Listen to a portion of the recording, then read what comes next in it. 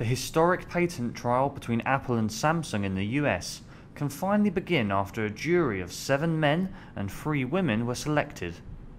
Chang-Hun Lee, a US-based patent attorney from South Korea, discussed the implications of the trial. If the damages awarded in court were to be much larger than the previous cases in the US, it could even reach multi-billion dollars. This is because the amount could be multiplied by up to 3 times more, given what Samsung committed was willful or intentional. David Klausner, an IT industry insider, dismissed the titanic tussle between the 2 companies in the courtroom as a necessary legal step. I think there are patents involved and there are copyrights involved. And it seems to me that this is a natural thing for companies to,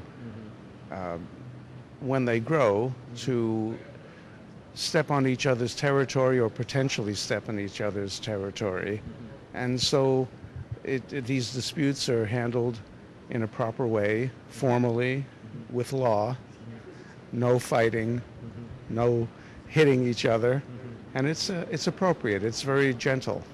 Meanwhile with Apple, rumours currently abound that the company have set September the 12th as the launch date of the iPhone 5 and the iPad mini.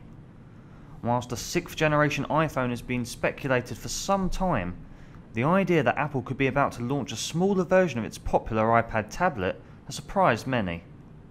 The next iPhone is expected to have a larger 4-inch screen with 4G connectivity and a smaller dock connector.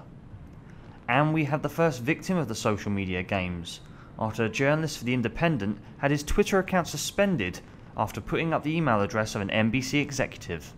Guy Adams, an LA-based journalist, was criticising NBC's coverage of the opening ceremony for being delayed until prime time, and for excluding the segment honouring victims of the 7/7 terrorist attacks. Putting up the email address of NBC executive Gary Zenkel, Twitter has since suspended his account. Users of Twitter have got into hot water during these games, after both diver Tom Daley and weightlifter Zoe Smith were sent abusive tweets on the site. One user, allegedly chiding Daley about his father's death and saying he wanted to drown the diver in the pool, has since been arrested.